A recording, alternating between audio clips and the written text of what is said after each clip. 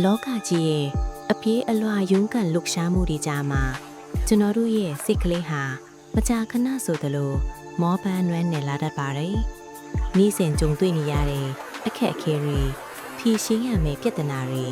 ပြည့်မီအောင်စူးစမ်းရတဲ့မျှော်လင့်ချက်တွေကြောင့်စိတ်ဖိစီးမှုဆိုရဲ့ဝန်ထုတ်ဝန်ပိုးခြင်းကိုမတိမတာတနည်းတခြားပိုပိုပြီးတဲပိုးလာမိတတ်ကြပါတယ်။ဒီလိုနဲ့ပဲကျွန်တော်တို့ဟာကိုပြန်လဲကျူးဆိုင်ဖို့မိလော်လာပြီးစိတ်ရဲ့အေးချမ်းမှုဆိုရဲအဖိုးတန်ရတနာကိုလည်းလွတ်ချချမ်းရစ်ခွတ်တတ်ပါတယ်။တကယ်တော့စိတ်ဖြစ်စည်းမှုဆိုတာပြင်ပလောကကြီးရဲ့အဖြစ်အပျက်တွေကြောင့်ကြီးတဲ့ဖြစ်တည်လာတာမဟုတ်ပါဘူး။အဲ့ဒီအဖြစ်အပျက်တွေအပေါ်ကျွန်တော်တို့စိတ်ကဘလို့တုံ့ပြန်တဲ့နဲ့ဘလို့ခံယူတယ်လဲဆိုတဲ့အချက်ကပိုပြီးအရေးကြီးပါတယ်။ဗုဒ္ဓမြတ်စွာဘုရားဟောကြားတော်မူခဲ့တဲ့လောကဓာတ်တရား၈ပါးကိုပြန်လဲဆင်ခြင်ကြည့်မယ်ဆိုရင်လက်ရခြင်းနဲ့လက်မဲ့ခြင်းအချွေရန်ပေါများခြင်းနဲ့အချွေရန်ကင်းမဲ့ခြင်းချီးမွမ်းခံရခြင်းနဲ့ကဲ့ရဲ့ခံရခြင်းချမ်းသာခြင်းနဲ့စီးရဲခြင်းဆိုတဲ့အစုံလိုက်တို့တရားတွေဟာလောကကြီးမှာအမြဲတမ်းလှည့်လည်နေတတ်တယ်ဆိုတာကိုတွေ့ရမှာပါကျွန်တော်တို့ဟာကောင်းတဲ့လောကဓာတ်နဲ့ကြုံတဲ့အခါဝမ်းပါပျော်ရွှင်ပြီးစိုးတဲ့လောကဓာတ်နဲ့ရင်ဆိုင်ရတဲ့အခါမှာတော့စိတ်တက်ကြပူဆွေးတော့ကရောက်ကြပါတယ်။ဒီလိုတုံ့လှုပ်ခြင်းတွေဟာစိတ်ဖိစီးမှုရဲ့အဓိကအကြောင်းရင်းခံတွေပဲဖြစ်ပါတယ်။လောကဓာတ်ဆိုတာနေဖူလိုက်မိုးရွာလိုက်ဖြစ်နေတဲ့သဘာဝတရားလိုမလွဲမသွေကြုံတွေ့ရမယ့်အရာတွေလိုမှန်ကန်စွာသိမြင်လက်ခံလိုက်နိုင်ရင်စိတ်ရဲ့တုံ့လှုပ်မှုဟာအထိုက်အလျောက်ရောကျသွားပါလိမ့်မယ်။ငါအလိုကြဖြစ်ရမယ်ဆိုရင်အတ္တကိုရှေ့တန်းတင်လီအလိုမချမှုတွေနဲ့ကြုံရတဲ့အခါခံစားရတဲ့နာကျင်မှုကပုံမပြင်းထန်လီပါပဲဒီလိုစိတ်ဖိစီးမှုတွေတောကတွေကြားတဲ့ကနေအေးချမ်းမှုကိုရှာခွေဖို့ဆိုရင်ပထမဆုံးအနေနဲ့ပစ္စုပန်တဲ့မှာနေထိုင်တတ်ကိုလိုအပ်ပါတယ်ကျွန်တော်တို့ရဲ့စိတ်ဟာအတိတ်ကပြီးခဲ့တဲ့အမှားတွေနာကျင်မှုတွေစီကိုပြန်သွားပြီးနောင်တရနေတတ်သလိုနောင်လာမသိတဲ့အနာဂတ်အတွက်လည်းကြိုတင်ပြီးပူပန်တော့ကရောက်နေတတ်ပါတယ်။ဒီလိုအတိတ်နဲ့အနာဂတ်ကြားမှာလူလာခောက်တုံပြေးလွှားနေတဲ့စိတ်ကိုဖြစ်စုပန်အချိန်လက်ရှိဖြစ်တည်နေတဲ့အခိုက်အတန့်လေးစီကိုညင်သာစွာပြန်လဲခေါ်ဆောင်လာရပါမယ်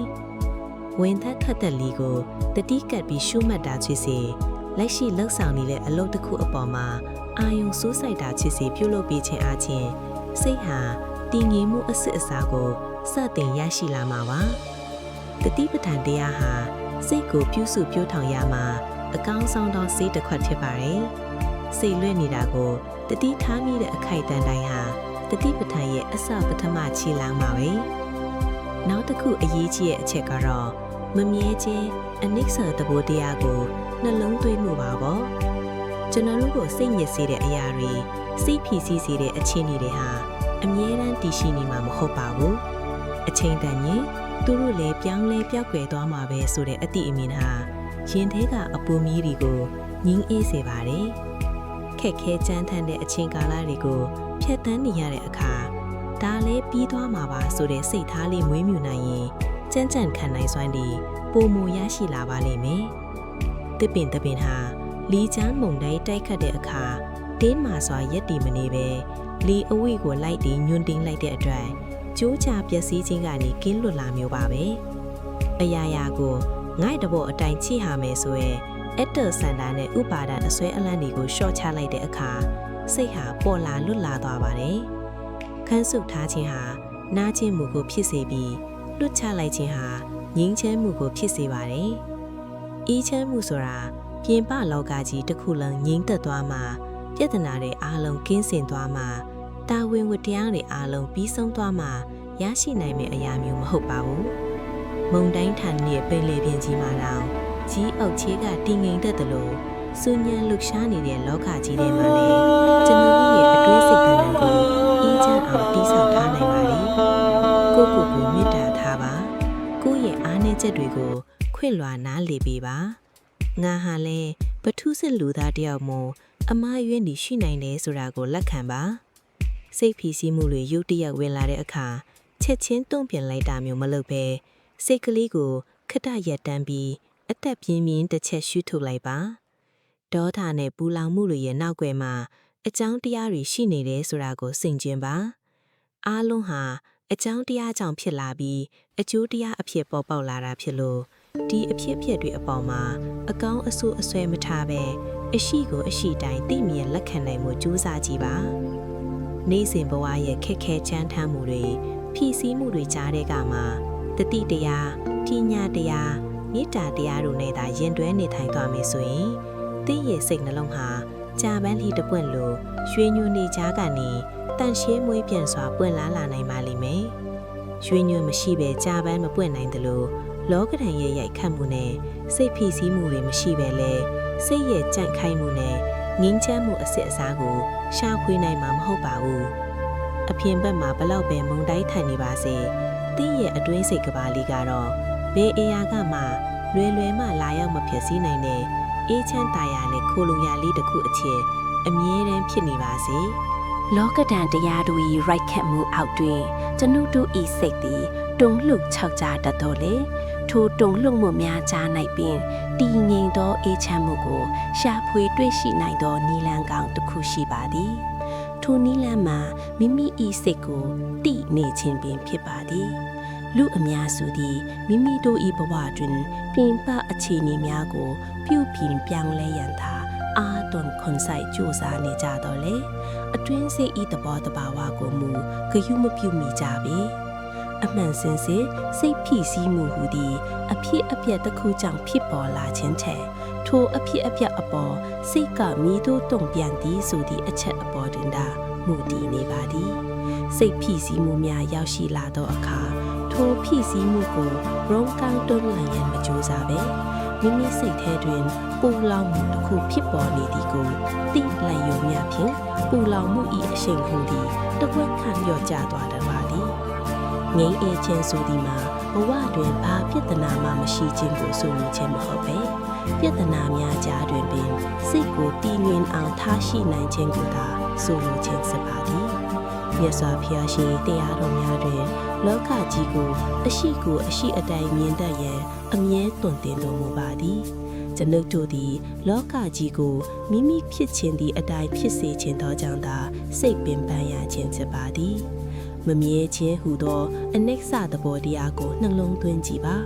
သင်ယခုခံစားနေရသောစိတ်ဖိစီးမှုကြောက်ရွံ့မှုနှင့်ပင်ပန်းနွမ်းနယ်မှုများလည်းအချိန်တန်သောလကချုပ်ငြိမ်းသွားမည့်အရာများသာဖြစ်ကြပါသည်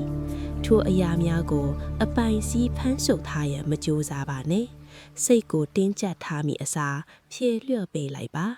အရာရာကိုလွှတ်ချခြင်းသည်အားနည်းခြင်းမဟုတ်ပဲစိတ်ဤအင်အားအကြီးမားဆုံးတည်ဆောက်မှုတစ်ခုသာဖြစ်ပါသည်ငြိမ်းအေးခြင်းကိုရှာဖွေရာတွင်အချိန်တည်တံ့ပေးရန်မလိုအပ်ပဲမိမိ၏နေ့စဉ်လုပ်ငန်းဆောင်တာများကြား၌ပင်တတိတရားကိုလက်ကိုင်ထားနိုင်ပါသည်လမ်းလျှောက်နေစဉ်လမ်းလျှောက်နေသည်ကိုသိပါစားတောက်နေစဉ်စားတောက်နေသည်ကိုသိပါအသက်ရှူနေစဉ်ထွက်တန့်ဝင်တတ်ကိုတတိကပ်ပါဤကဲ့သို့သိငယ်သောတတိတရားလေးများစုစည်းမိသောအခါစိတ်သည်အလိုလိုတည်နိုင်လာပြီးပြင်ပကဘာဤစုညံတမ်းများကိုကြော်လွန်းကအတွင်းစိတ်၏ငြိမ့်သက်ခြင်းစီသို့ရောက်ရှိသွားပါလိမ့်မည်မိမိကိုယ်ကိုအပြစ်တင်ခြင်းသို့မဟုတ်အခြားသူများကိုအပြစ်ပုံချခြင်းသည်စိတ်ဖိစီးမှုကိုပိုမှုကြီးထွားစေုံသာရှိပါသည်ထို့ကြောင့်ဖြစ်သည်မြအရာရာကိုခွင့်လွှတ်နားလည်ပေးတတ်သောမေတ္တာစိတ်နှင့်ရင်ဆိုင်ကြည့်ပါမေတ္တာသည်ပူလောင်မှုများကိုအေးမြင့်စေသောရေစင်နှင့်တူပါသည်လောကလေးတွင်ရုံးကန်းလှူရှားနေရသောကျွန်ုပ်တို့အတွက်စိတ်ဖိစီးမှုဟူသည်ရှောင်လွှဲ့၍ရမရှိသောအဖော်တူကဲ့သို့ပင်ဖြစ်နိုင်ပါသည်ဒါပေမဲ့ထိုအဖော်ကိုရန်သူကဲ့သို့သဘောမထားဘဲမိမိကိုပိုမိုရင်ကျက်စေမဲ့သင်ခန်းစာတစ်ခုအဖြစ်ရှုမြွလိုက်ယုံဟင်စိတ်သည်ပေါ်လဲသွားပါလိမ့်မည်ကျွန်ုပ်တို့ရှာဖွေနေသောငြိမ်းအေးခြင်းသည်အဝေးတနေရာတွင်မရှိဘဲမိမိ၏ရင်ပတ်အတွင်း၌သာအမြဲတမ်းတည်ရှိနေပါသည်ရှုပ်ထွေးနေသောအတွေးခွေများကိုခဏရက်တန်ကမိမိ၏နှလုံးခုန်တန်ကိုနားဆွကြည့်ပါပိစုပန်တဲ့တွင်နေထိုင်ခြင်းသာစိတ်ဖိစီးမှုအားလုံးကိုအောင်နိုင်ရာအစစ်အညစ်ဖြစ်ပါသည်တင်ရဲ့စိတ်ကလေးကိုညင်သားစွာပြုစုပြောထောင်ပါအရာရာကိုအချိန်ပေးလိုက်ပါ တနေ့တွင်တင်ရဲ့စိတ်တန်တန်၌ငင်းအေးချင်းပန်းများဝေးဝေးဆွာဆွာပွင့်လန်းလာပါလိမ့်မည်အရေးကြီးဆုံးမှာမိမိကိုယ်ကိုယုံကြည်မှုရှိရနှင့်သမျှပါပင်ခက်ခဲသောအခြေအနေဖြစ်ပါကလားထိုအခြေအနေသည်ကုံဆုံးသွားလိမ့်မည်ဟုသောအသိစိတ်ကိုအမြဲရှင်သန်နေစေရန်ဖြစ်ပါသည်စိတ်ဖိစီးမှုတွေဟာကျွန်တော်တို့ရဲ့စိတ်အိမ်ကိုအမောင်ဖုံးလွှမ်းစေတဲ့တိမ်တိုက်မဲတွေလိုပါပဲဒီတိမ်တိုက်တွေကြားကနေငင်းချမ်းရေးဆိုတဲ့ကျဲစနငီးကိုရှာဖွေတွေ့ရှိဖို့ဆိုရင်ကျွန်တော်တို့မှာလက်ခံခြင်းဆိုတဲ့စိတ်ဆွာအားတစ်ခုလိုအပ်ပါတယ်လောကမှာဖြစ်ပျက်သမျှအရာတိုင်းဟာအကြောင်းတရားကြောင့်သာဖြစ်ပေါ်လာတာပါအကြောင်းတရားတွေစုံညီလာတဲ့အခါကျွန်တော်တို့မလိုချင်တဲ့အခက်အခဲတွေအနှောက်အယှက်တွေဟာရှောင်လွဲလို့မရပဲစိုက်စိုက်မြိုက်မြိုက်ရောက်လာတတ်ပါတယ်အဲ့ဒီအခါမှာဘာလို့ငါကြမဖြစ်ရတာလဲဆိုတဲ့ငင်းဆန်တွန်းလှန်မှုဟာစိတ်ကိုပိုမိုပူလောင်စေပါတယ်တကယ်တော့စိတ်ဖိစီးမှုရဲ့အစဟာအရှိကိုအရှိအတိုင်းလက်မခံနိုင်ခြင်းကနေမြစ်ဖျားခံလာတာမှာကျွန်တော်တို့ဟာပြင်ပအခြေအနေတွေကိုကိုယ်စင်ကြိုက်လိုက်လံပုံဖော်လို့မရနိုင်ပေမဲ့အဲ့ဒီအခြေအနေတွေအပေါ်မှာထားရှိရဲ့စိတ်နေစိတ်ထားကိုတော့ပြောင်းလဲလို့ရပါတယ်မိမိရဲ့စိတ်ကိုငြင်းအေးခြင်းရင်ပထမဆုံးအနေနဲ့အရာရာကိုထိန်းချုပ်ခြင်းတဲ့စိတ်ကိုလွတ်ချကြည့်ရပါမယ်ကျွန်တော်တို့ဟာဘဝကိုပုံသေးကားချက်တွေဆွဲပြီးအဲ့ဒီအတိုင်းတိတိကျကျဖြစ်လာဖို့ကြိုးစားကြပါတယ်ဒါပေမဲ့လောကကြီးကကျွန်ုပ်တို့ဆွဲထားတဲ့မြေပုံအတိုင်းလမ်းမလောက်ပါဘူးအစီအစဉ်တွေပျက်စီးသွားတဲ့အခါမျောလင့်ချက်တွေဝေးကွာသွားတဲ့အခါစိတ်ဖိစီးမှုတွေဟာဒီရီလိုတိုးဝင်လာပါတယ်ဒီနေရာမှာဗုဒ္ဓမြတ်စွာဘုရားရှင်ဟောကြားတော်မူတဲ့ဥပိ္ပခာဆိုတဲ့သဘောတရားဟာအင်မတန်အဖို့တန်ပါတယ်ဥပိ္ပခာဆိုတာလီလူရှုတာမဟုတ်ပဲအရာအားသူ့သဘောသူစောင့်နေတာပဲလို့မျှတစွာရှုမြင်တတ်ခြင်းဖြစ်ပါတယ်တခါတည်းရမှာကျွန်ုပ်တို့ဟာပြဿနာတစ်ခုကိုပြေလည်အောင်ဖြေရှင်းဖို့ကြိုးစားရင်းနဲ့ပဲအဲ့ဒီပြဿနာထဲမှာနှိမ့်မွန်းသွားတတ်ပါတယ်အဲ့ဒီအခါမျိုးမှာခဏခဏနောက်ဆုတ်ပြီးဒါဟာလည်းဖြစ်ပေါ်လာတဲ့သဘောတရားတစ်ခုပါပဲလို့စိတ်ကလက်ခံလိုက်တဲ့အခါထူးဆန်းစွာပဲစိတ်ဟာပြန်လည်အေးချမ်းသွားတတ်ပါတယ်စိတ်ဖိစီးမှုတွေကြားမှာငြိမ်းချမ်းရေးရှာဖွေခြင်းရဲ့နောက်ထပ်အဆင့်တစ်ခုကတော့မိမိကိုယ်ကိုပြန်လည်မိဖွယ်ခြင်းပင်ဖြစ်ပါတယ်ကျွန်ုပ်တို့ဟာသူတစ်ပါးအပေါ်မှာချင်နာဟုနားလေပြီးဖို့ကြိုးစားကြပေမဲ့မိမိကိုယ်ကိုကြတော့အဖြစ်တင်ဖို့ဝန်မလေးပါဘူးငါကတော့ညံ့လေတာငါဘာလို့ဒါကိုမလုပ်နိုင်ရတာလဲဆိုတဲ့ကိုယ့်ကိုယ်ပြန်လေတိုက်ခိုက်တဲ့အတွေးတွေဟာစိတ်ဖိစီးမှုကိုအစပေါင်းများစွာပိုမိုပြင်းထန်စေပါတယ်အမှန်တော့စိတ်ဆိုတာကလေးငယ်တယောက်လိုပါပဲချောမော့ပြီးလမ်းမှန်ပြရမယ့်အစား right နဲ့ဆုံးပါနေရင်ပို့ပြီးတော့ပဲစိုးသွမ်းလာပါလိမ့်မယ်မိမိရဲ့ပင်မနှွမ်းနယ်မှုကိုကိုယ်တိုင်ပြန်လဲအတိမတ်ပေးမှငါဒီနေ့တော်တော်လေးပင်မနေပါလားလို့ကိုတတိလီနဲ့တိပေးလိုက်တာဟာစိတ်ရဲ့ဒဏ်ရာတွေကိုကုသပေးတဲ့ဆေးတစ်ခွက်ပါမယ်ကျွန်ုပ်တို့ရဲ့အတွေးတွေဟာရေလိုင်းတွေလိုပါပဲလိုင်းတွေကိုရက်တက်အောင်လုပ်ဖို့ဆိုတာမချစ်နိုင်သလိုအတွေးတွေကိုမတွေးမိအောင်တားဆီးဖို့ဆိုတာလည်းမလွယ်ကူပါဘူးဒါပေမဲ့ကျွန်ုပ်တို့ဟာအဲ့ဒီလိုင်းတွေပေါ်မှာလိုက်ပါပြီးနှင်မွန်းသွားဖို့တော့တတ်နိုင်ပါတယ်စိတ်ဖိစီးစရာအတွေးတစ်ခုဝင်လာတဲ့အခါအဲ့ဒီအတွေးနောက်ကိုလိုက်မသွားပဲအတွေးဝင်လာပြီလို့ဘေးကနေကြည့်နေတဲ့သူတယောက်လိုရှုမြင်ကြည့်ပါအဲ့ဒီလိုရှုမြင်နိုင်တဲ့တတိ mindfulness ရှိလာတဲ့အခါအတွေးတွေဟာကျွန်ုပ်တို့ကိုလွှမ်းမိုးချုပ်ကင်နိုင်စွမ်းမရှိတော့ပါဘူးအတွေးဟာကျွန်ုပ်တို့မဟုတ်ပါဘူးကျွန်ုပ်တို့ဟာအဲ့ဒီအတွေးတွေကိုသိနေတဲ့အသိစိတ်သားဖြစ်ပါတယ်ဒီအသိတရားကကျွန်ုပ်တို့ကိုစိတ်ဖိစီးမှုရဲ့တန်တရားကနေလွတ်မြောက်စေပါတယ်နောက်ဆုံးအနေနဲ့စိတ်ဖိစီးမှုတွေကြားမှာငြိမ်းချမ်းရေးဟာနှိုင်းယှဉ်မှုကင်းမဲ့တဲ့နေရာမှာရှိပါတယ်ကျွန်ုပ်တို့ဟာကိုယ့်ဘဝကိုသူတစ်ပါးရဲ့အောင်မြင်မှုတွေပိုင်ဆိုင်မှုတွေနဲ့နှိုင်းယှဉ်တဲ့အခါတိုင်းမှာစိတ်မချမ်းမြေ့မှုတွေစတင်လာတော့ပါတယ်တဦးချင်းစီမှာမတူညီတဲ့ကံတရားတွေအချိန်နာရီတွေရှိကြပါတယ်သူတစ်ပါးရဲ့ຫນွေဦးဟာတင့်အတွက်စောင်းဦးခင်နိုင်တယ်လို့တင့်ရဲ့ပန်းဖွင့်ခြင်းဟာလည်းသူတို့နဲ့မတူညီနိုင်ပါဘူးမိမိရဲ့လက်ရှိဘဝမှာရှိနေတဲ့တင်းငယ်တဲ့ပျော်ရွှင်မှုလေးတွေကိုရှာဖွေဖော်ထုတ်တတ်ဖို့လိုပါတယ်မနက်ခင်းမှာတောက်ရတဲ့ကော်ဖီတစ်ခွက်ရဲ့အနံ့တစ်ပင်လေးတွေရဲ့စိမ်းလောင်းမှုချစ်ခင်ရသူတို့ရဲ့အပြုံးဆတဲ့တင်းငယ်တဲ့အရာလေးတွေအပေါ်မှာကျေးဇူးတင်တတ်ခြင်းဆိုတဲ့စိတ်မျိုးဟာစိတ်ဖိစီးမှုတွေကိုပြောင်းကျပွားစေတဲ့နေရောင်ကြီးလို့တူပါလိငင်းချမ်းရေးဆိုတာရုန်းကန်မှုကင်းမဲ့တဲ့နေရာမှာရှိတာမဟုတ်ပဲရုန်းကန်နေရတဲ့ကြားထဲမှာပဲစိတ်ကိုမျှတအောင်ထားရှိတတ်တဲ့အတတ်ပညာကြောင့်နှလုံးသွင်းရင်ရ နေ့မှစ၍တင့်ရဲ့စိတ်အိမ်လေးကိုတတိပညာမေတ္တာတို့နဲ့အေးချမ်းအောင်တည်ဆောက်နိုင်ပါစေ